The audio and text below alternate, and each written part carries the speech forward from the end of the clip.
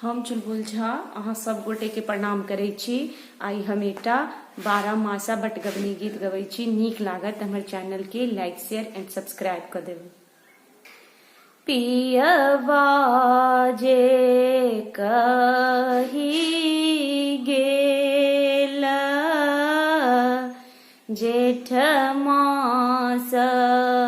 आएब बीती गेल मास आखर हे सखी बाटरे बटोहिया की तोही मोरा भैया हमरो समाध लेने जाऊ हे सखी हमरो समधिया भैया पिया जी के कही देब धनी भेली अलपाब सहे सखी बाटरे बटोहिया की तोही मोरा साला हमरो समाध लेने जाऊ हे सखी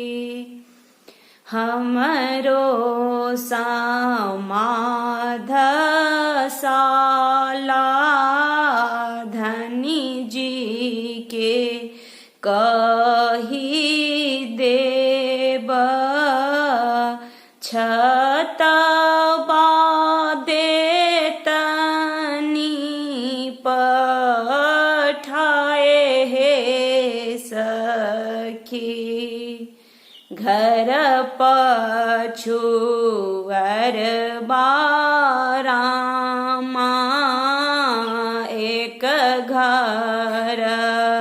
डोम बा छतबा दिया ना बुनाए हे सखी घर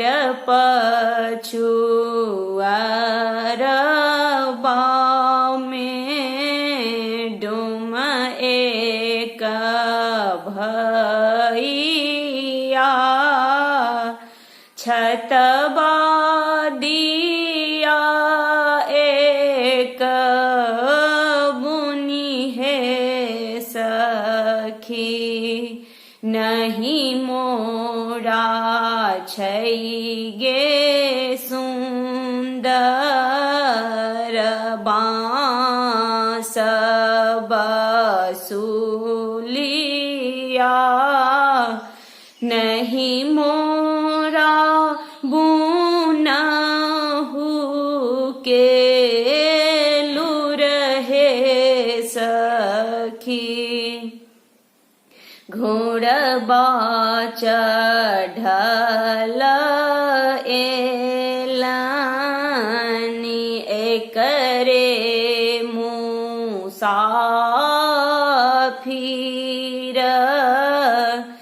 एक लोटा पानिया पियाऊ हे सखी नहीं मोरा छैक मुसाफिर रेशमक डोरिया नहीं मोरा भरहु के लूर हे सखी के देलक देलक आहे गोरी नीले रंग सरिया के देलक चोली गोठे दर हे सखी के देलक आहे गोरी नीले रंग सरिया के ही देलक चोली बूटेदार हे सखी बाबा दिल कई हो मुसाफिर नीले रंग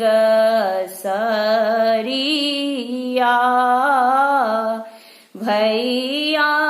देलन गोटे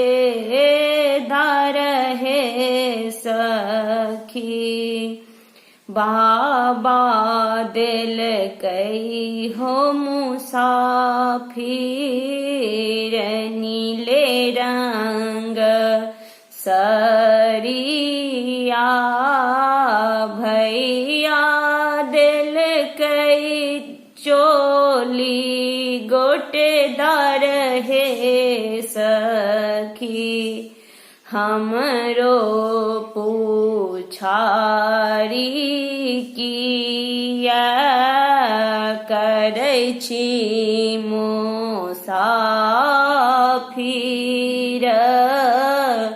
हमरो विवाह